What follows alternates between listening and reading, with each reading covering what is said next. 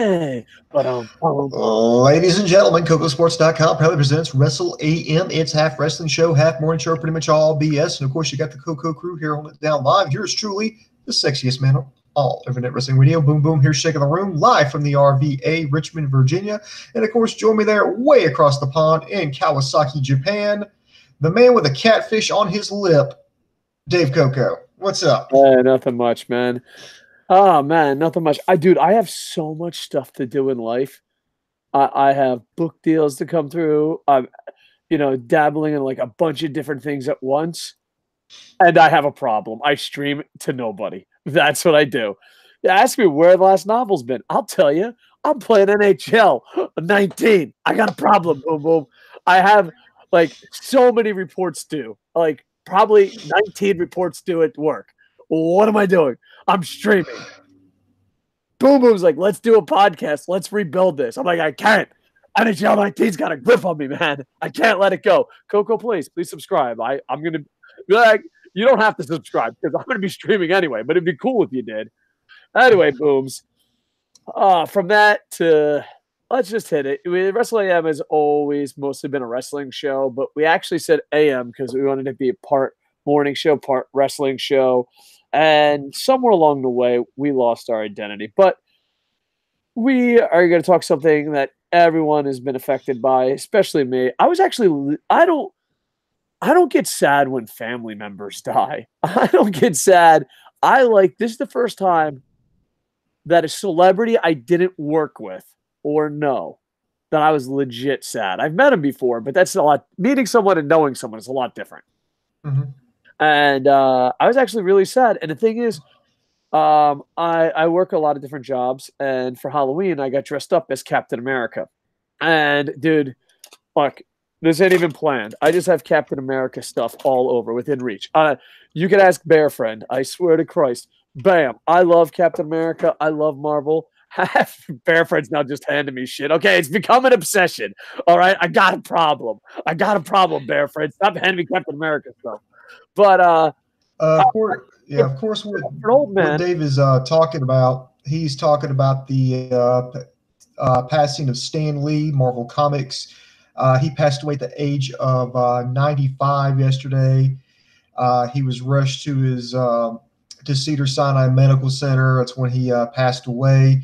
Of course, Stan Lee, he started Marvel with Jack Kirby way back in 1961. They created the Fantastic Four. He would go on to create Spider-Man, the Black Panther, the Incredible Hulk, the X-Men, Iron Man, the Avengers. He made cameos in virtually in some shape, form, or fashion in all of his creations. 95, definitely a very innovative guy. Created heroes that, for what, 40, 50 years, for 4 or 5 generations, people will have enjoyed.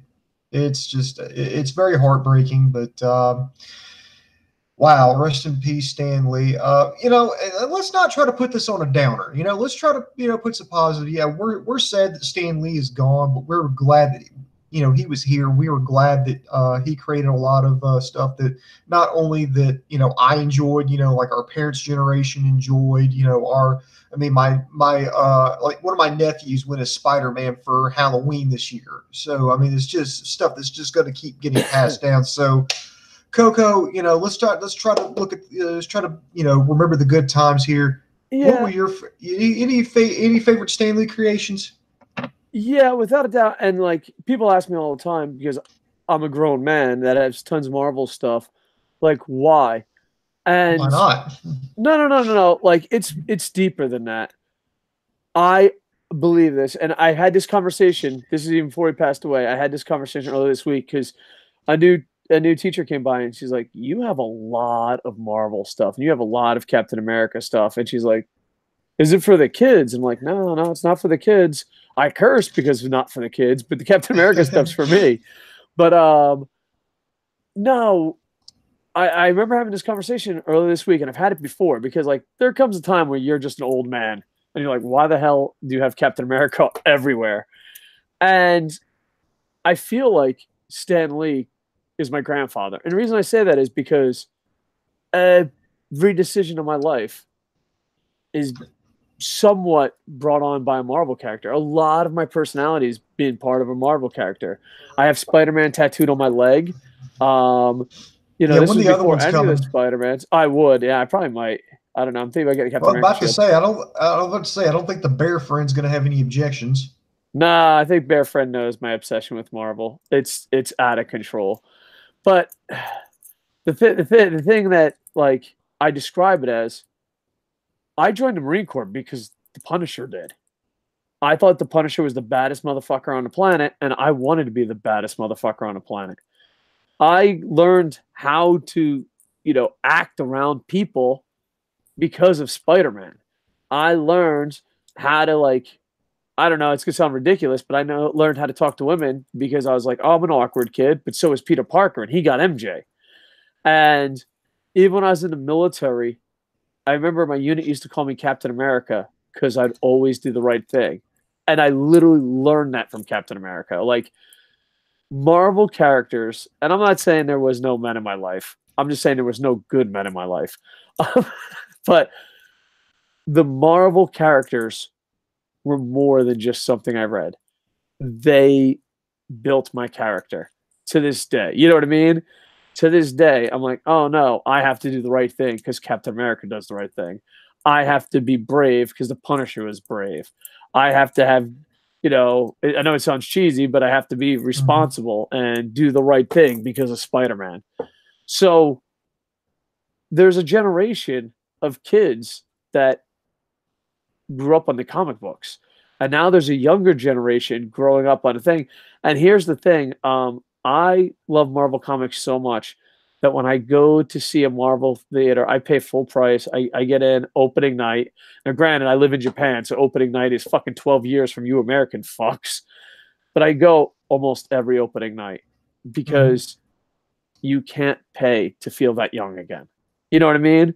Like, I remember reading Venom. I remember reading Venom when I was a kid. And then this week, I went to go see Venom. It is instantly you feel like a kid. And, Stan Lee got all that for us. He made all that. And I told this funny story before, but it just shows. I remember I went to Universal Studios and they had the ride. And I legit fucking marked the fuck out so much for Spider-Man that a bunch of Indian tourists thought I was special needs and bought me a Spider-Man gift. That's how much I just love it. And I remember, and I know he probably got this benefit all the time, but I remember, I met Stan Lee and I was genuine. I was like, your creations were my father. You know what I mean? But when I ran away, when I, had a hard childhood, hard times, boom, boom, I'd always have a comic book. I'd always say, oh, I can be like him. I could be like him. Even when I went in the Marine Corps, I was like, I got to be brave like Frank Castle. I can't take shit. You know what I mean?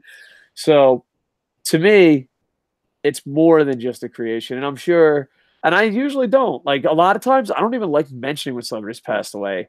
Because if it's something special, go for it. But a lot of times it's just a quick Twitter grab or a quick, you know what I mean? So to me, this is the first time I remember I was work and I was talking to, I guess my assistant. And I was like, I am legit sad over a celebrity. How fucking silly is that? But his work meant a lot to me. And yeah, to this day, if it's Marvel, I'm going on opening night. You know what I mean? Yeah. So yeah, I really enjoy it. And not only that, but I know it's a wrestling show and I know we sometimes talk about other stuff besides wrestling. Look at social media. I think this is big enough. I mean, I think it's well, just to connect it to wrestling. Look at social media. Everyone, almost everyone.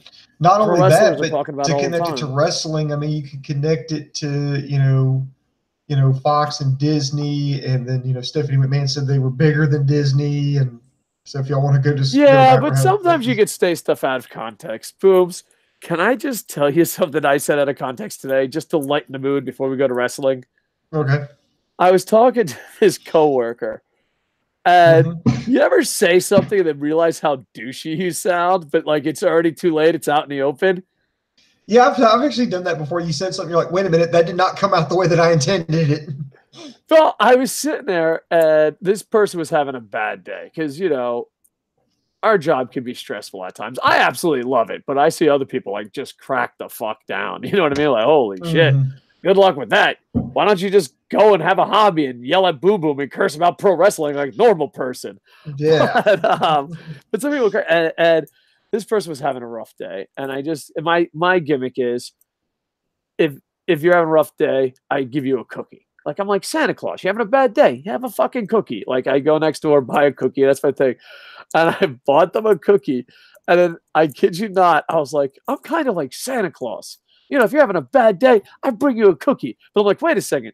If you're bad, Santa Claus doesn't bring you presents. And I was 100% genuine. I was like, I'm better than Santa Claus. And she's like, can you get over yourself, douchebag? So there you go. Boom. I'm better than Santa Claus. There. Said it. Hashtag humble brag. Well, speaking of the gifts that keep on giving, Lucha Underground just wrapped up season 4, culminated with Ultima Lucha Quattro. And what can I say? Wow. It was a hell of a finale full of twists and turns. Coco, you want to review this bad boy? Yeah, but let's go through it quick. Overall, I've said this before and I'll say it again, and I think you can put it on my tombstone. New Japan is the best pro wrestling company in the world. Lucha Underground is the best television show in the world. To me, it's just that sports entertainment done right. Period. End of fucking story. Right. I love it. I get excited.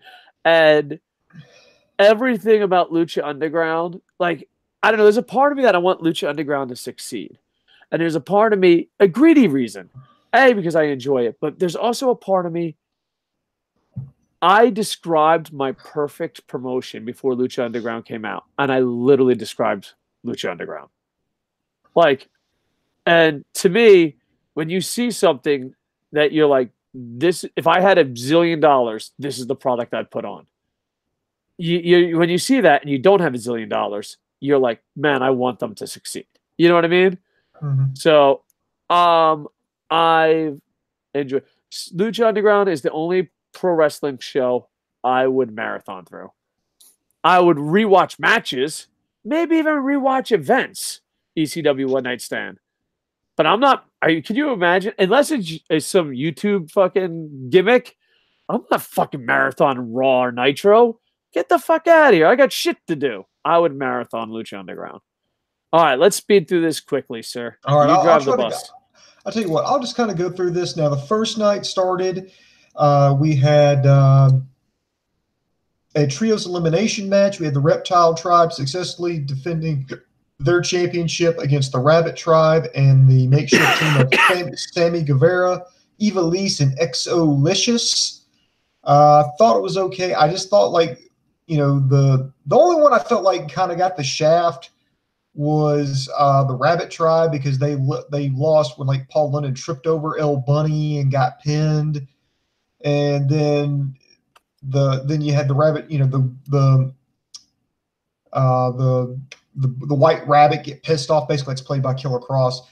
Gave like the mandible claw in there, and it just kind of allowed the Reptile Tribe to scoop up the scraps and get the win. Then we had Taya defeated Ricky Mundo in what I thought was a short match. It was just a little over 4 minutes. She got revenge for Mundo essentially ruining her wedding, and put him through a table at the very end. Then we had Mask versus Mask. We had Killshot versus Son of Havoc. Son of Havoc reigns supreme, wins. Killshot unmasked to reveal himself as, I believe it was, like you said, Lieutenant Jermaine Strickland. And he was walking out. He ran into Dante Fox, who was in full dress, who was in full Marine Corps dress uniform. Dress blues. Dress blues. Yeah, dress Happy birthday, Marines. Yeah, happy birthday, Marines. Actually, it's funny you should mention that, because I think some people who may have been veterans maybe kind of had a little problem with that, because I heard he wasn't wearing the uniform correctly, and plus he had facial hair, which, from what I believe, you're not allowed to have. No, but both things are true. He wasn't wearing the uniform correctly. I don't know. It's one of those things.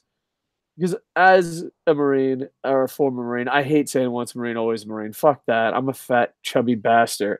Back in the day, I ran 18 miles a day. Back in the day, I woke up at 4 o'clock in the morning. Back in the day, I was a 300 PFTer. All right, I get blown up fucking talking to you, Booms. A lot of times I stop talking because I can't breathe. Okay, so not once a Marine, always a Marine. You can be a former Marine in my eyes, but I don't know. It's one of those things you look back and you're like, well, if you're going to be such an asshole about it, and you can do this with politically correct people or your type of people. My case, my type of people are veterans. If you're going to be such an asshole about it, maybe people won't write you in movies and screenplays. You know what I mean? So I don't know. There's a part of me like, yeah, they fucking did a lot of shit wrong. But at the same time, if we complain about it too much, then we'll be like, why ain't fucking Marines in movies? You know what I mean? So, or why ain't Marines here or Marines there? So, I mean, I don't know. I enjoyed the storyline, but I could see why people would be a little bit upset.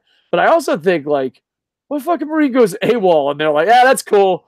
Like, that's no, I'm not. You know, I've never been part of in any branch of the military, but I'm pretty sure they would not be cool with that. They wouldn't be like, hell, we'll just let that shit slide. I'm pretty sure that doesn't happen. No, not at all. And as far as the other matches, yeah, they were short. And just give a shout out to Bear Friend. She thinks Exolicious is the greatest fucking human being alive. Bear Friend thinks that. So yeah, overall, yeah, I enjoyed it so far, and I was a huge fan of Killshot. But yeah, some things were a bit off. You know, I was like, okay, no, but I don't know. It's one of those things, you know, like people complain that their type of people ain't portrayed well, and then you're like, well, maybe they'll just stop writing them. You know what I mean? So I don't know. That's just me thinking out loud. Overall, I enjoyed the match, and I'm kind of sad that Killshot unmasked. You know, I thought the commentary did a really good job this event. You know, I like how they like kind of Americanized the Lucha mask versus mask thing, where they're both on the run. I kind of like that. That was a kind of a cool twist, you know? Okay. Next year we go to night 2, the final night. It was like the 1 hour. It was actually excuse me 2 hour season finale here. We had Phoenix defeat Dragon Azteca Jr. in a best 2 out of 3 falls match. I really didn't like the fact that Melissa kind of got up and not directly interfered, but was like, oh, no, he's your friend. Just kind of out of nowhere. I kind of thought that was a bullshit ending. Yeah, that was a bit. I did like that she stormed off and you got another ring announcer. Like I thought that added to the story. Like it was like, oh shit. I don't know. It just had an aspect to the story that was kind of like, oh, that makes sense. Why wouldn't you know what I mean? So I don't know. It just seemed like it made the emotions feel a little more real. So then Antonio Cueto said that Melissa Santos left the building and brought in a replacement. So he brought in Shaw Guerrero. That's the daughter of Eddie Guerrero. Famous B came out, took some exception to it, said he's the only special guest ring announcer. These two got into a little bit of a fight. Chavo came in, distracted Famous B. Shaw hit like the Three Amigos on Famous B, then finished it off, and Chavo finished off with a frog splash. Crowd absolutely loved it. So then we started the next match, a death match, Mil Muertes versus the Mac. This was every bit as bloody and fucking insane as I thought it was going to be. You know who's skyrocketing stock-wise? We should do a show where we rank stock on how much you like a wrestler. Like, if wrestlers were stock, I think, in my eyes, the Mac stock is going through the roof. Oh, man, the Mac did an amazing job. I enjoy him a lot. He's really come into his own, especially with Lucha Underground. I only wish he was a little bit bigger popularity-wise than what he is now. Well, I think he's an NWA champ, not the main one. I think he's not the NWA champ. The NWA champion. So I think, you know, if pro wrestlers were stock, I would move some of my Okada stock into him. Well, you got to spread your stocks out. You got to spread them out. Yeah, I mean, he hit him with several stunners, then finally clocked him in the head with a brick. I mean, it was a great hardcore match. I tell you one thing, Lucha Underground could do good hardcore. Yeah. I enjoyed it a lot. Mm-hmm. So then next we had a Sacrifice to the Gods match, Johnny Mundo versus Montanza. Montanza, dude, that fucking headgear, man, he had, it was like a throwback to like a sacrificial garb that the Aztecs would wear. It was a throwback to that. Wow, that looked just visually, that was just fucking impressive. Match did not disappoint. Disappoint either. I mean, they choke slammed Montanza, choke slammed Johnny Mundo through the roof of the freezer. Mundo came back. He put the gauntlet on, gave him a few shots, about 3 shots to the head that allowed Johnny Mundo to get the pin, gets the win. I mean, this was insane. Johnny, if you've been following Lucha Underground, you know about the gauntlet, and so it made completely sense in that universe to have that work. Sorry, I'm a Marvel nerd. Go on. So it made sense in that universe. It's so ridiculous and over the top, but in such a good way. I thought that was amazing. Know what I like? Can I? Cause you know I'm a nerd about the writing. Operation Freak Show. Go buy 76 copies because I need to eat. But you know I'm a big fan of storytelling and nerd stuff. Mm-hmm. I love the fact that they pull a Lost. I love the fact that because here's the thing, a writing tip that works, especially it works really well in television. It works well in novels. Stephen King does it. J.J. Abrams does it. Lucha Underground does it. It is the person reading or watching, experiencing entertainment knows more than the characters. That is a good feeling to have. It works in Stephen King books. It works in Lost, and it works in Lucha Underground. I like the fact that the announcers don't know everything about the glove, and the fans watching like, oh, I know more than them. That is a good feeling to have. It's a lot better feeling to have than Triple H going, you're all fucking marks. You don't understand what's going on. That's why we're believers and not fucking marks. Mm-hmm. I absolutely love that about it, like the writing. I can't. I'm a big fan. I'm a big fan of Lucha Underground. I mean, it's hard to review something that you're like, this is pretty fucking good. You know what I mean? But it is. All right, go ahead, Boom. Sorry, I didn't cut you off there. Then we get to the Cierro Miedo match. Marty the Moth Martinez defending his championship against Pentagon Dark. Holy shit, this went dark really fucking quick. I think Marty got busted open almost immediately. Marty fired back using the fork out of the lunchbox. Somebody got thrown through a plate glass window. He got clocked in the head with a trash can. Use of a barbed wire baseball bat. It did go a little over the top when Marty threw gasoline all over Pentagon, and he pulled out the lighter. Now, luckily, he didn't get that. He didn't get the chance to light it. But then again, here's the thing about Lucha Underground. It's like, any other company, you wouldn't have bought into that. Any other company, you wouldn't have bought into it. No, I would not have bought into it. I said, no, but now it's Lucha Underground. I'm like, they wouldn't light him on fire now. Well, it is Pentagon. I mean, he does some crazy shit. But would they do that? Would they really go that far? I mean, if so, what kind of stuff are they using? That's not really gasoline, but you start thinking, part of me was thinking, they may actually be fucking crazy enough to do this shit. Yeah, I really enjoyed it. I enjoyed this match tremendously. Yeah. And if you like blood, there's a lot of it. Oh, yeah. He gave us a package pile driver. It reminded me of those 90s, man. Because, here's the thing. Like, when ECW went out of business, I think ECW's reputation of being hardcore was way bigger than how hardcore it really was. But there was a phase where ECW went out of business and fans just wanted fucking blood. You remember that? Like post ECW, pre WWE, fucking bringing it back. That era of pro wrestling, if you went to an indie event, they're like, we want blood, we want blood. That satisfied those fans. Like there was fucking blood to go around. All right. I really enjoyed the match. Booms, you're better explaining what happened in the finish, so go ahead. Hot tag to you. After Pentagon gave Martinez the package pile driver through the chairs, he wins.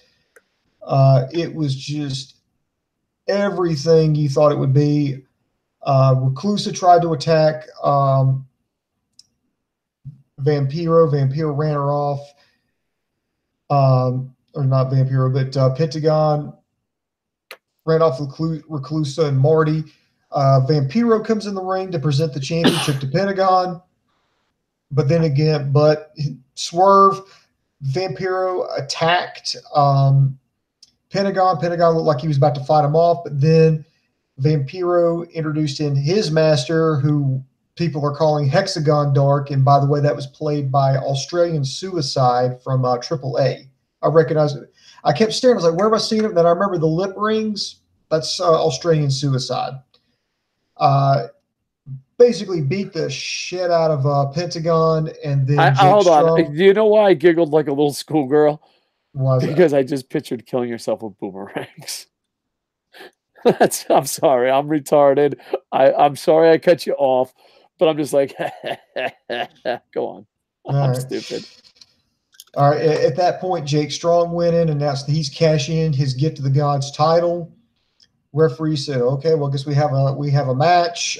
Strong immediately locked on the ankle lock. Pentagon just passed out. Never got any offense in. Never had a chance to defend himself. Referee just stops the match. So Jake Strong is your new Lucha Underground champion due to referee stoppage. Fans were fucking pissed. Then we go. This is where the show really fucking takes off. After all this shit, after all this blood, guts, and gore, you got to catch your breath here. Hold on. Before we go to the post-credit scenes, mm-hmm. Let's talk about now, then we'll talk about post-credit scenes. I enjoyed it. I thought it was the right call. I love Pentagon Jr. I think we should do a Fave 5 of wrestlers right now. I'm thinking about getting Wrestling Ranted on with that. I think Pentagon Jr. is high up on my Fave 5. High up. I watch matches on Impact if he's there. I'm very high on Pentagon Jr. So I'm a super Pentagon Jr. fan. Not as high as Okada, of course, but still pretty damn high. And I was okay with it. I was. What was your thoughts on it? It makes. I understand why people were pissed off, but it makes complete total sense with Lucha Underground. And plus, if Pentagon wins, so what? It's like into this big happy land. But when you have Jake Strong win, now there's a big cliffhanger. Who's gonna? And I'll explain. Kind of what the bigger picture is in just a second here, because I'm going to go into the post-credit scenes. In the end, Cuerno met with Aerostar and Drago. They agreed to say, okay, we're going to put the gauntlet back into hiding, but they gave it to Drago, and he says, well, she needs to use it. And then next thing we know, we see Black Lotus came back. She realized that, Montanza was the one who killed her parents, and so she died. She didn't just fucking kill Montanza. She ripped out his goddamn beating fucking heart. Holy shit. Then Dragon gets the gauntlet back. But Jake Strong, he arrives, he beats the shit out of him, and he takes the gauntlet, saying it belongs to us now. Taya got possessed by Rosa, the doll that Ricky Mundo had, and then she was possessed, I guess maybe like Rosa's like a god or something, because she possessed Taya, and Taya is just, kind of pinned Johnny Mundo up to the wall by his throat. I mean, it's fucking graphic. Then Antonio Cueto, he got in the limo. Strong gets in there. He's got the gauntlet. He's got the championship. Then you've got the other guy, the CIA guy or the government agent guy, saying that they've got everything. They've got everything. And then, anyway, they go to the mystery man, lighten up the cigar. He finally leans forward to reveal that it's Stu Bennett, better known as Bad News Barrett. He says, well, has anyone else got any bad news? And everybody's like, nope. And then we go back, we do a flashback that Aerostar had used he got the medallion both from Katrina and Vasquez, and went back in time to Dario's funeral And after Antonio closed the coffin, Earnstar that's when he arrived, placed the amulet on Dario. Dario sat up and said, "What the and they, boom, to be continued." Dude, I was like, so dude, much. this is fucking insane. I mean, we're looking at, this is just what I'm thinking. I'm looking at a Cueto Civil War. We got a face turn by Dario. He's going to try to stop his dad, Antonio, who's got this whole fucking conglomerate right now. You've got, you got Jake Strong, you got Barrett, and they're going to try to get the championship away from him. We're talking about the end of the fucking world. Oh my God, man. I mean, Dario, once he finds out his brother's dead, is going to go off the fucking deep end. Shoot, dude, there's so much fucking shit this place is to go. But, okay, 2 questions. First question, and I want you to answer this immediately. What did you think of not only the show as a whole, but the fucking cliffhangers at the end? I enjoyed it. I just feel like it's great luchador action with comic book writing. And I don't know, it just leaves so much to happen, you know what I mean? And bringing back the son is really interesting. Barrett, I think, was cool because it's got power, and Strong, it makes sense. So overall, I did not see I Barrett enjoyed. coming. I did not see it coming.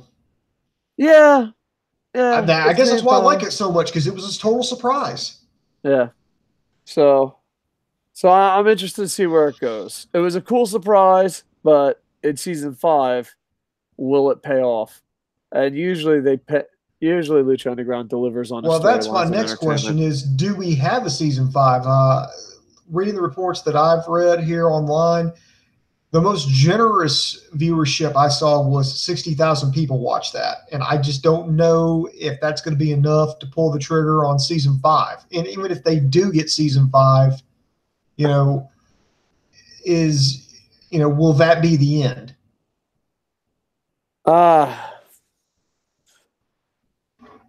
I don't know. I feel like Lucha Underground is like Futurama and Lost for me. And Boom Boom can vouch for this. When Futurama and Lost went off the air, I stopped watching television for a couple years. I think I'll stop watching American Pro Wrestling. If Lucha Underground goes off the air, I'll just, fuck it. I've seen the best. Because I remember watching Lost, in my opinion, people don't share it. Maybe you do, maybe you don't. I thought Lost was the best live-action television show ever. And I thought Futurama, for its time, was the best animated show ever. And it kind of went off the air back to back. And like my attitude towards television was like, I've seen the best. I'm good. And when it comes to sports entertainment, you might agree, disagree. It's just how I feel. I feel Lucha Underground is the best in sports entertainment. And I work 3 or 4 different jobs, and I've become a wrestling snobbish, where it's like, if it's not New Japan, Lucha Underground quality, and I enjoy it that much, I just don't have time for it. You know what I mean? So like, Lucha Underground has to come back, because if not, I might just eliminate the American product from my life. When it comes to this, or at least the sports entertainment aspect. Right. Well, when it comes to this season of Lucha Underground, I'm going to say that season 4, with all due respect, was a clusterfuck. I mean, they were killing off old characters, bringing in new characters, so there was a lot of transition going on. Like, I kind of like that.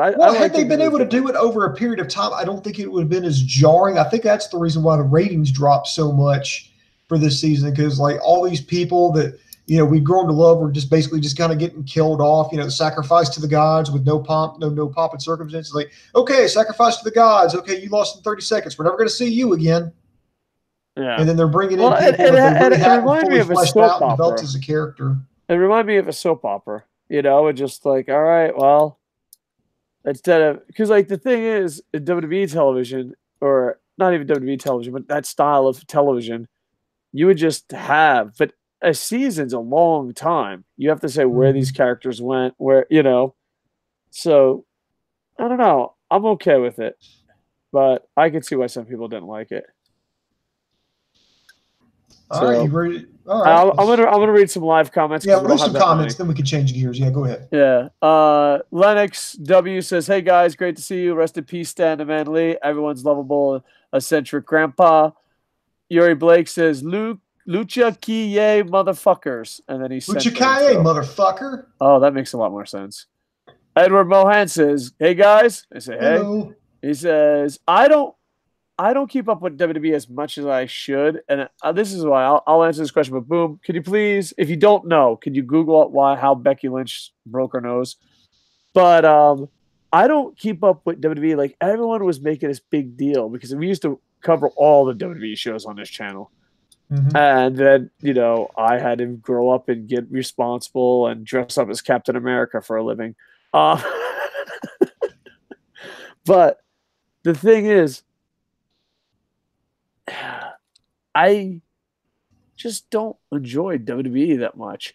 And I remember it was like a big controversy. Are you going to watch Crown Jewel? Is that what it was called? Reporter, World News, blah, blah, blah, blah. And I understand and I respect your controversy and I respect your stance. And I didn't watch it. And I wish it was for a real legit reason. Do you know why I didn't watch it? It's long and it's WWE. You know what I mean? Like, that's how much I don't like the WWE product. All right. There's like this huge world news controversy and everyone's taking a stand. And I don't want to be the guy in your way. But like, I remember on Twitter, someone's like, yeah, KocoSports took a stand. And I guess they were talking about me. Maybe you took a stand, Boom Boom. I was like, my stand is I'm not watching 4 hours of a shitty product. All right. Amen, brother. Amen. I was indifferent. I was really indifferent. I didn't have a strong opinion. Maybe it's because I'm working four jobs and only focus on what I can control.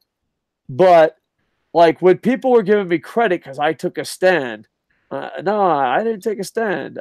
I had the day off. I'm not watching a 5-hour fucking WWE pay-per-view.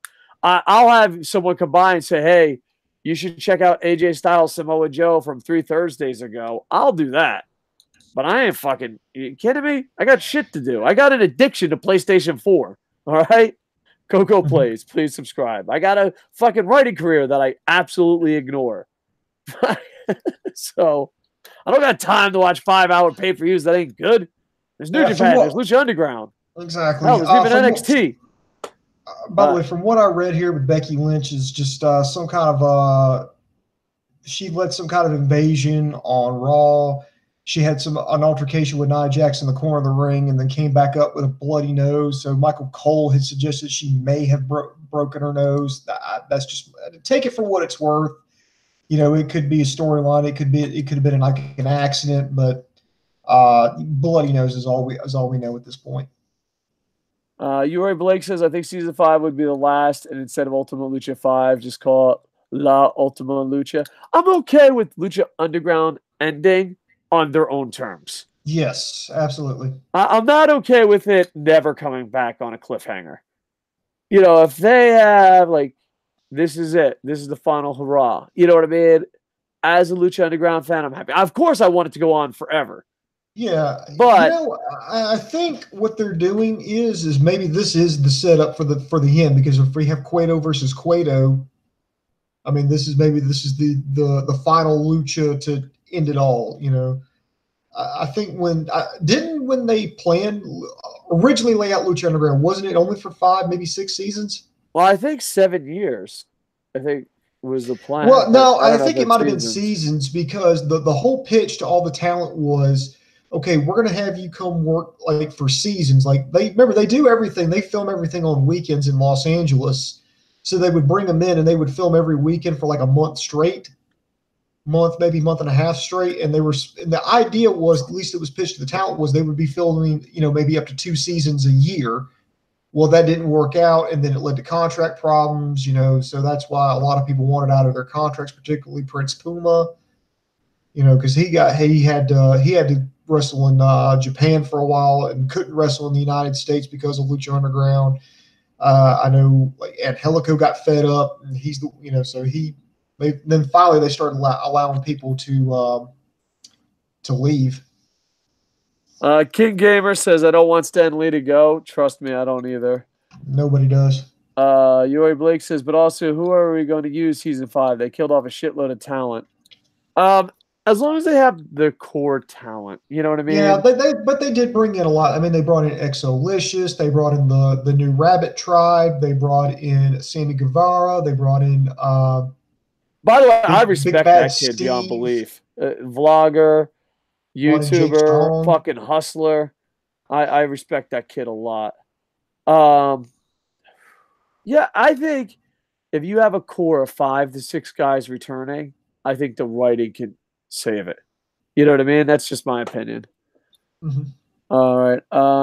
Crown Jewels sucked. That's from Edward Mohan. And I HBK didn't watch needs it. to stay retired. Yeah, I heard it wasn't that good. I think when you retire on the biggest stage of them all, it's a disrespect to everyone when you come back. Oh, but they didn't say anything about sweet Saudi money. Yeah, that's true. You gotta love that sweet Saudi money. Oh hell yeah. So, boom, boom. Let's get the Wrestle AM to Saudi Arabia. So, but here's the thing. Nah. All right, just talk 1 second about Crown Jewel, then we'll get to the next story. Okay. I don't know. Maybe I think differently than most people. Boom Boom will tell you that. I think if they were just completely honest and said, listen, we're just doing it for the money. It sucks that it's not working out for the rest of the world, but we signed a contract. I'd be like, I understand. You know what I mean? But the fact that they have to be PR fake bullshit, that's the part that's like, go fuck yourselves. I don't know. Am I thinking differently? If they came out and said, hey, we signed a contract, we got to do what we got to do, would you respect them more, or am I just fucking an asshole? Because the PR spin Nah. was not the right spin. No, it wasn't. I mean, it was just you know who actually, brought up the bet basically broke it down the best was Dave Meltzer. And he brought it up and he said, if you chop a lot of the zeros off of it, you realize that WWE's decision makes no sense. He said, okay, let's chop off a lot of the zeros. Let's break it down to let's just say you're making $3,300 a month. Again, this is kind of what WWE was making, but chop off a lot of the zeros. We're just trying to bring this into Realville. Say you do whatever job you do, you make $3,300 a month, and then you have the opportunity to go over and do something like Crown Jewel in Saudi Arabia, and you're going to make $3,500 a month for just that month, and then you're going to go back to making $3,300 a month. I mean, no matter what, would you go through all that bullshit, take that PR hit, have to defend stuff, convince talent to go over there, try to defend yourself on the national stage. It's a public relations nightmare for basically a couple extra $100. And I know what you're thinking, it's like, well, but boom, boom, it wasn't a couple $100. It was like $2 million. That's a big chunk of change. I absolutely 100% agree with that. But in the WWE fucking universe, that's just a drop in the fucking bucket. If Ring of Honor has a chance to make an actual couple million extra dollars, okay, I understand why they're taking it. If Impact has a chance to make a couple extra $1 million, I can understand it. Not necessarily say I would agree with it, but I would understand. WWE, on the other hand, I don't fucking understand. I mean, $2 million. Well, there's two types of that people. Fucking PR bullshit. I think there's two types of people that make a lot of money. There's two that do it for freedom, and then there's one that does it for freedom. Like, hey, I want to make this much money so I have freedom. And then there's one that they just need to keep making it no matter how much it is. And I think that's WWE. Mm-hmm. You know what I mean? Like, it's just like, oh no. Yeah, so they're slaves to it. Speaking of WWE and getting stuff, WWE tried to poach some New Japan talent. Now, son of a bitch. No, go on. I know Naito had said, through courtesy of translation through Chris Charlton, through I think it was Tokyo Sports or Japan. I think it was Tokyo Sports. All right. Or Japan Sports had said that after his match with Jericho at Dominion, WWE approached him about a contract, and he didn't give it a second thought. He turned him down, and he said he wasn't the only one approached. There were 2 more people approached, but did not say who it was. Now, Dave Koco, this is where take off your Tokyo Giants cap, put on your conspiracy cap, and I want you to come up, work with me here, and I want you to see if we can guess who these other 2 people are. Well, I mean, my conspiracy is they ask Okada every 10 minutes. They just call him Okada. You sure? Yeah, I'm good. Are you sure? Like, I think Vince has, like, you remember gift baskets? I don't know if that's still a thing. I hope it is. Yeah, it Remember is. gift baskets?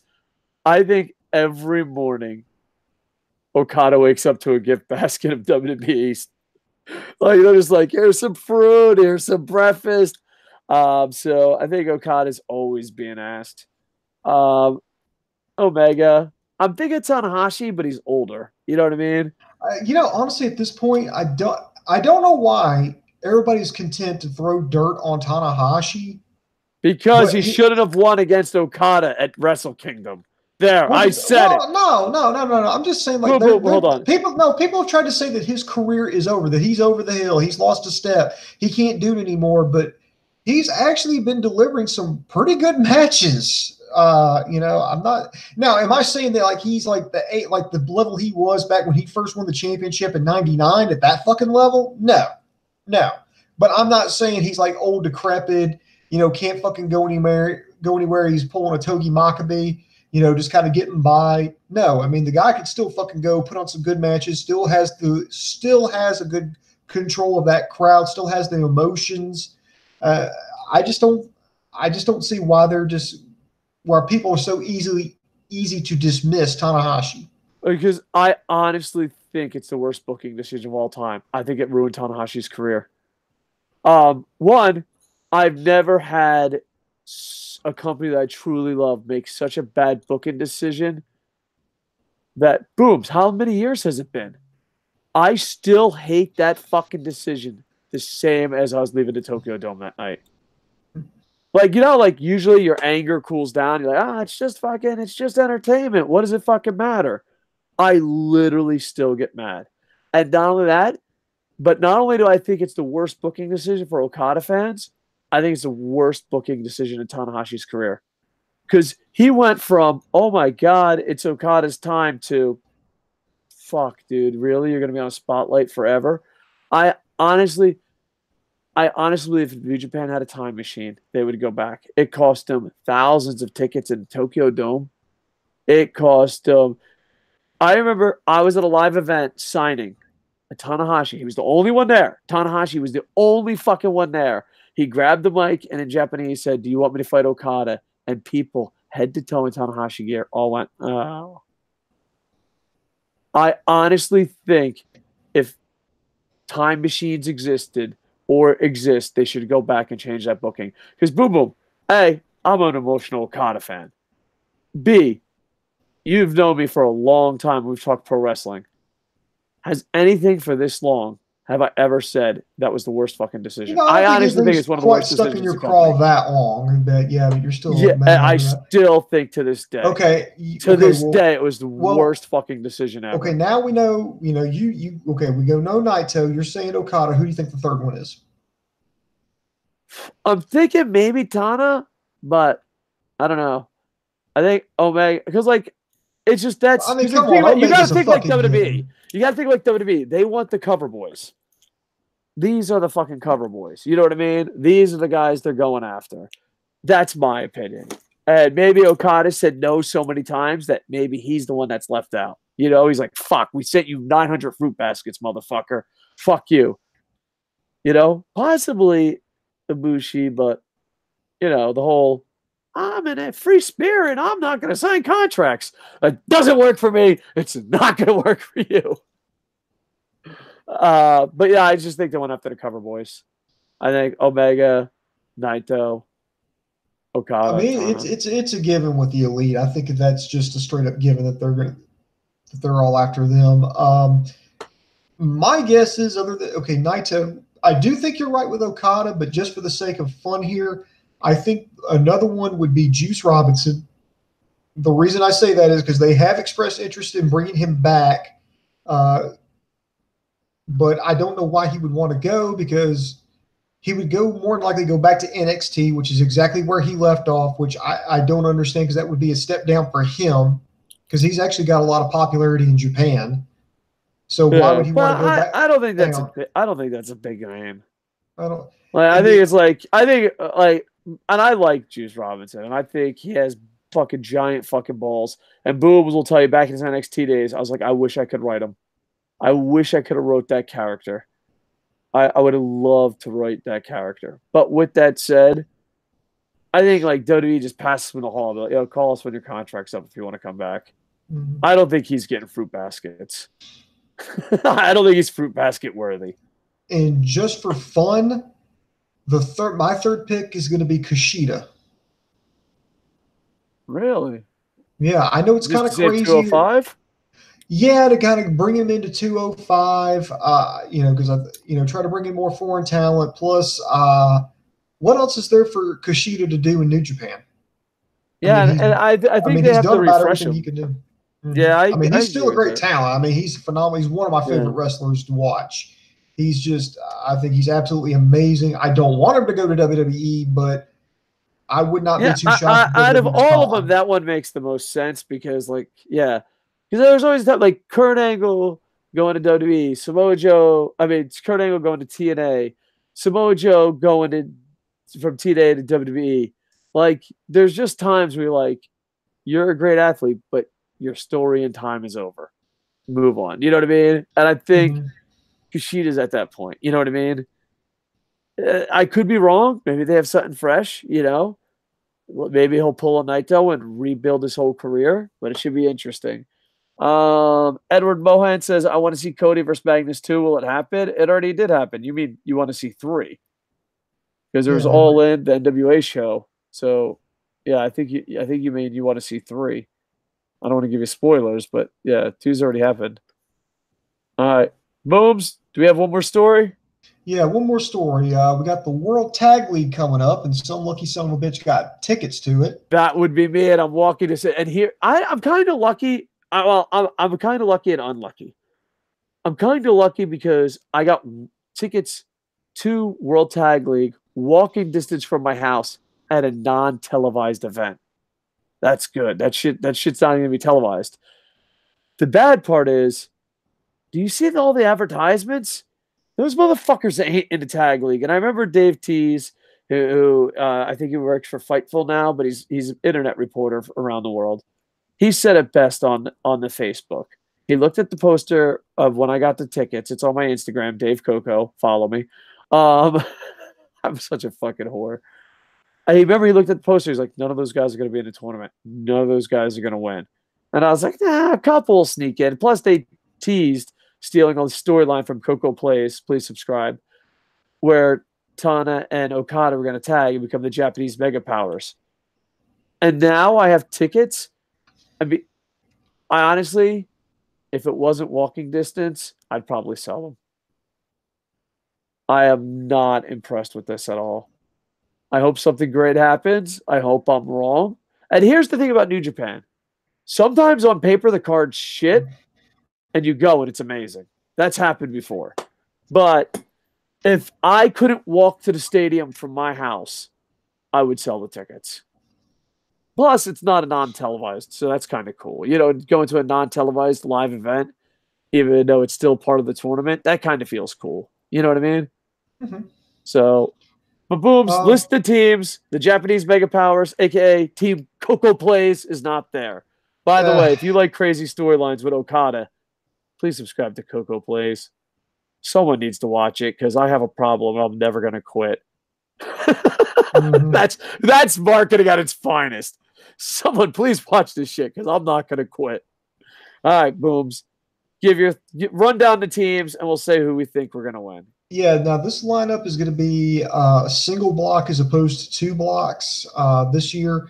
All right, right now here are the teams. You've got LIJ being represented by Evil and Sonata. They're former tag team champions, so that makes sense. Now, Suzuki Gun's got 3 teams in this one. You have a couple of unusual teams.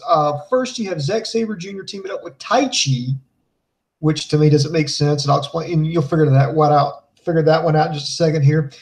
Killer Elite Squad, that's Davey Boy Smith Jr. and Lance Archer. They're former tag team champions. And then the third and final Suzuki Gun team is Minoru Suzuki and Takashi Iizuka. I kind of wanted to see Zack Sabre Jr. and Minoru Suzuki as a tag team. Of course, that's just me. Then you got the tag team champions, the Gorillas of Destiny. You have the Elite being represented by Hangman Page and Yujiro Takahashi. The Best Friends, that's Chucky T and Beretta. You have Chaos being represented by Tomohiro Ishii and Toru Yano. You're going to have the tandem of Michael Elgin and Jeff Cobb. Hell yeah. Fin Juice, that's David Finlay and Juice Robinson. You got a couple of young lions, Ayato Yoshida and Shota Umino. You have a couple of legends there, Yuji Nagata and Mabu Nakanishi. Then you have Tenkozy, that's Hiroshi Tenzan and Satoshi Kojima. Kojima back from that knee injury, thank goodness. They're former tag team champions. And then very unusual tag team here, Togi Makabe and Toa Hinare. Is that all of them? Yep, that's everything. I'm just... Dude, you should see the fucking poster. I'm like thinking about pulling it up on my Instagram. I don't know. I'm just gonna say the teams I think are gonna win. You know, you could do Bullet Club because you know the Bullet Club Elite bullshit, and you have to bull Bullet Club out, make them powerful. I'd like to see Archer and Smith do good because I think they have a lot of potential and they're really popular in Japan. I just think they can be pushed. Elgin and Cobb might shock some people. You know what I mean? Ishii and Yano is going to be entertaining, but they're not going to win. Best Friends are going to be entertaining, but they're not going to win, most likely. I think it's going to be God, but I'll be rooting for Archer and Smith. You know what I mean? It's not an evil. Mm-hmm. I don't know. It's just, I knew they weren't going to have all the, you know, the four, I guess, the WWE Steel guys, the main eventers. I knew they weren't going to have all four of them, but to have none of them? Not to have the Golden Lovers, not to have the Young Bucks. I know there's contract negotiations going on and shit, but I don't know. I don't know. Right now, I think God keeps it, but I want to see Archer and Smith do good. I think Sonata and Evil will get some wins. Yano will make us laugh with Yano. I'll always root for Maccabee no matter what. Elgin and Cobb, I think, will steal the show, but I don't know. I'll be rooting for Archer and Smith just because, as a guy living in Japan, they're really over, you know, like a lot of different companies and a lot of different Japanese fans. I don't hate to say Japanese fans because it makes me sound like racist. Fans that live in Japan really like these guys. So I'd like to see them get a pretty decent run. You know what I mean? Mm-hmm. Yeah. What's your predictions, Boom? I got LIJ to win, God to place, and Fin Juice to show. All right. So you think Sonata Evil's winning it all? Yeah, I think they're going to win it all. I don't, you know, of course, every time I've picked LIJ this fucking year to win anything, I've been absolutely 100% fucking wrong. But God damn it, go big or go home, right? You know, like you're just gonna ride that out. You're gonna ride that. And they do sell tons of merchandise. I live in Japan and I see merchandise all the time. Yeah, you asked me the junior tag team tournament. Oh yeah, LIJ. Fuck yeah. Oh fuck. World Tag Tournament, G1. Just you gotta ride it out, man. One of these tournaments. One of these fucking tournaments. God, this is my last fucking tournament. This is my last fucking tournament. The J Cup, the Hardcore Cup, the Fire Pro Wrestling Cup. God damn it, someone has to win. LIJ, you're fucking me here, man. God damn it, I bought your t-shirts for nothing. Down in the comments, who do you think's winning? And maybe I'll take some pictures of the big event. Yes, you will. Oh, yeah, like Sammy. Oh, by the way, Sammy, man, got on the Jera cruise. No, that must have been so much fun. Oh, my God. Like, he's been showing off, like, all these pictures. He got Dalton Castle to wish his son a happy birthday. Nice. And plus, he told me a story how he ran into a drunk Sammy Callahan. Nice. Both nice. I don't know. It just seems okay, minus the military. Because military, it was a cruise all the time. Happy Veterans Day. Oh, yeah. Outside of the military, I've never been on a vacation cruise. And, well, the military is not a vacation cruise, but I've been to fucking sea. That's what I'm saying. But I've not been on a cruise. Mm-hmm. I don't know. It looks like it would be fun. Plus, if it's not fun, pro wrestling's there. So it's like you get to experience pro wrestling. And for me, I get to experience a cruise, which I've never had outside of, I've never. All right, let's put it this way: I've never been on a cruise where I didn't have weapons to kill someone. All right, I'd like to go on a cruise without weapons to kill someone. All right, I'd like to go on a cruise without a machine gun or a rifle or 952 dudes that are like, I haven't seen a girl in 12 years. Let's kill everyone. All right, I'd like to see what that type of cruise is like.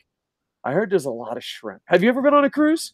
Yes, I have. I've been on one. Is it fun or is it suck? Oh yeah. It was. Well, I mean, it's just like, here's the thing. The one that I was on is that you just have so much. I mean, it's just there's stuff is not scheduled, so it could be like anything else. I mean, if you don't go out and do anything, it's going to be boring as fuck. But if you'll just go keep yourself occupied with all kinds of the activities, it's fun. I mean, they've got pools. They've got shows at night. They got a casino at night you can go to.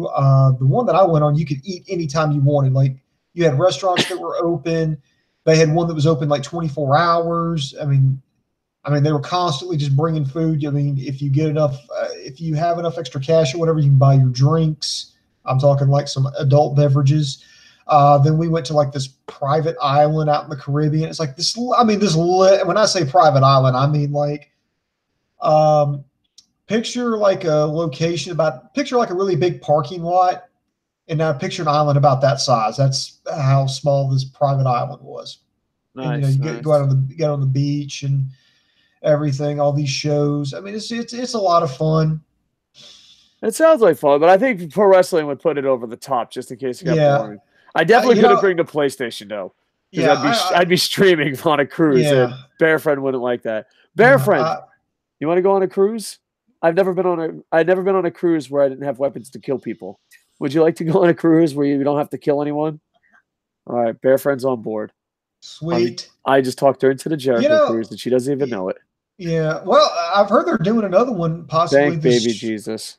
Possibly this spring or next fall. I may have to talk my wife into going on this one here. Dude, let's all fucking talk our girlfriends to go and then just chill the fuck out. They can be like in their stupid little bikinis looking like all hot and stuff, and we'll be like, Y2J, Y2J. Exactly. Perfect vacation. Priorities. Why don't I keep a girlfriend longer than a year? I don't know. 1 + 1 = Y2J. All right. Let's see some more live comments. Booms, if there's anything else you want to talk about, tell me. If not, we'll wrap this up. Nah, we need to wrap this up. Edward Mohan says, yeah, 3, sorry. Edward Mohan says, I'd love to see the Usos go to New Japan. That would be interesting. Yeah, I think that would be really good. Maybe we'll do a show, Booms. You want to do a gimmick show? We'll do a gimmick show. Maybe we'll get James Legend, because I just saw his chat. Maybe we'll get Wrestling Ranton. There's a huge UFC trade, which doesn't happen too often. And maybe we'll talk about that, considering, we're an MMA site too. But, and speaking of that, LK returned. He's a reporter now. He's a reporter on KocoSports. He wrote an article, Yeah, so much love to LK. But maybe we'll do a show where we talk about companies doing legit trades, but the betterment of both companies. Like, example, just from chat, and here's an example. I think Kushida for the Usos would be a good trade for both companies. You follow me on this one? Yeah, I'm following. So, like, maybe we should do a gimmick like that. We'll look at the rosters and do trade that, not like to rip them off and stack a team, but like the Usos going to New Japan would be good for everyone, and Kushida going to 205 would be good for everyone. But you know what I mean? Stuff like that. So, yeah, that would be interesting. Coco Cruise, like when we had Coco Mania in Orlando. Yeah, but Boom didn't go to Coco Mania. James Legend was there. Jerry was there. He didn't go to Coco Mania in Orlando, and you saw Ric Flair wrestle for the last time for a good year. If I recall correctly, you guys lived in Tampa at the time, which is like, what, a 2-3 hour drive away. Yes, I agree. No, but what about Jerry? Jerry flew in from Ireland or Canada or some foreign country. It doesn't really matter. And I think, when was that? 2009, 2008, 2009? I don't know. It's when Ric Flair retired for 37 minutes.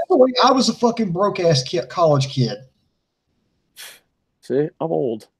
I was a fucking baller. That was pre-divorce.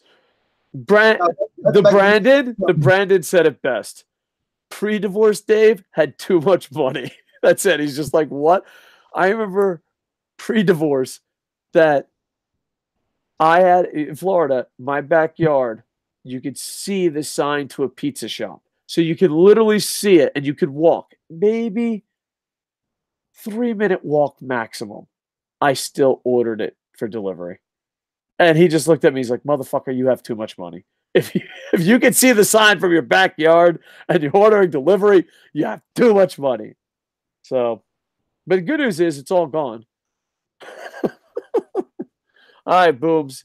Anything else you want to talk about before we wrap this bad boy up? Let's wrap it up. All right, the prodigal son have come home. Haha, just joking. Well, back to the raging Englishman. Oh, yeah. So LK is back. Maybe we'll get James back. James would be awesome at that. Fucking a trade show. All right, Booms. Is your work schedule more for podcasting? Well, I really don't know how to answer that because this is the first week I've been doing this new schedule, so we'll see how it is. I mean, obviously I've got this morning free, so maybe this can be a regular thing. We'll just take it and see where it goes. All right. Well, hopefully we do more podcasts. Our hearts in it, our bodies are so into it, but our schedules are not. That's the most honest answer of the future of the channel. Mm-hmm. Sound good? Sounds Booms, good. Plug everything, but most importantly, Coco plays, because every day I play NHL and every day I play Fire Pro Wrestling and every day no one watches. And I can't stop, Booms. I have a problem. But if people watch, then it won't be a problem. Booms, plug away.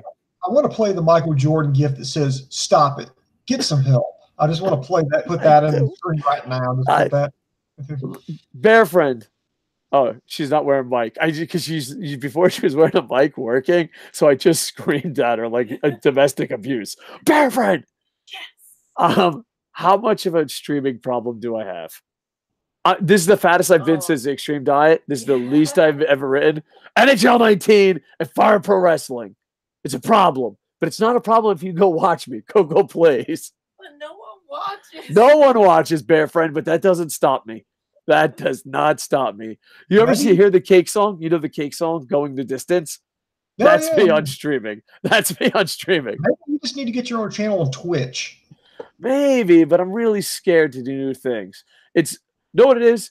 YouTube's like when your marriage is coming to an end, but you're like, fuck it, I've been here. I mean, it's horrible, but I've been here. Might as well ride this out, and then it explodes.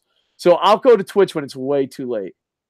Because, like, I don't know. Maybe I should go to Twitch. I'll give Twitch a shot. But, yeah. But right now I'm just YouTube because I'm old. Did you ever think one day you would describe YouTube as being old? Like, I'm not going to try something new. I'm too old for that. I'm going to stick to this YouTube. I won't ever make money. They don't want me to curse. And honestly, they just don't even like me. But I've been here a long time. Booms, you're laughing because you know what it's like to be on YouTube for too long.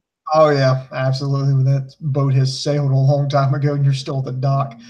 All right, let's get back on point here. Check us out, KocoSports.com, KocoSports.com. It's your home for combat sports, where the roads to kick ass, and most importantly, where it's okay to be a passionate fan. LK's got a new article up there. You need to jump over there to read it. You should also check us out, subscribe to us on YouTube, Facebook, and Twitter. Hit that like and subscribe button so that way you know when we're on. And buy his book, Operation Freak Show, available at Amazon.com. Subscribe to Coco Plays, where you can watch him be sad while losing in NHL, and as Okada on Fire Pro Wrestling. And sometimes I play with Bear Friend, Mega Man 11. And this is it. I am not the best streamer, but I'm definitely the most passionate, and I'm definitely the most retarded. Every player has a story except number 22. He's just there. His story is he has no backstory. Okada, there's so many storylines that I literally forgot. All right, it's just you watch Okada wrestle, there's too many storylines. And 2D platformers. So if you want to see a person who's really bad at video games, who curses too much, but is very passionate about it, then we got the channel for you. Coco Plays with himself. Like, comment, subscribe. Our heart's into it. Our bodies are a little bit into it, but our schedule's not. We want to make a comeback. Don't call it a comeback. Call it like our last ride. Our last ride before we fucking die. All right. We're hoping to do more shows, and I'm addicted to streams. There, I said it. Let's go to some live comments, and we're going to say I am over. Ewok from Endor. I fucking love you, Ewok. There, I said it. I just wanted to get that out of the way. I'm glad I didn't end the show before saying that. Ewok from Endor. He's old school. He was the first version of YouTube when we sucked, and then we got a little popular, and now we suck again. Thank you for coming back, Ewok. Go to Koco Plays. Need to bake bread rolls. He's just giving us an update of his life. You know, Ewok from Endor. You know what? Only Ewok from Endor can pull that off. He's got seniority. He's got tenure. Ewok from Endor wants to come in on any show and say he needs to make bread rolls. Like we're there. Ewok's been there through the hard times. We're there for the bread roll times. And Yuri Blake says, Coco, is her name really Bear Friend? What the fuck? Yes, her name is Bear Friend, okay? It's a Japanese common name, all right? I work with 3 or 4 Bear Friends. I just call her Bear Friend. Her name's not really Bear Friend. So her name is named after a pro wrestler. No. Yes. All right, then you're just Bear Friend, all right? All right. I'm going to go play some Hot League, but subscribe to Koco Plays. Boom, boom. I love you. And it says, what about Starfire? Is that a video game? No, it's a character. It's a character from Teen Titans, in the comic, comics and TV. Oh, okay. What about Starfire? What kind of question is this? Like, where am I supposed to go with this? Just say I don't know. Coco shit. I don't read DC. DC's for suckers. I do like the Flash and Batman, some versions of Batman and Joker. And who's the guy that Will Smith plays? I was gonna say Killshot, but that's the guy from Lucha Underground. Boobs. Remember when I used to answer every comment and drive you crazy because we used to have hundreds? Good news, we're not that popular. With that, I am over. Ba-na-na-na-na-na. Hey, ba-dum.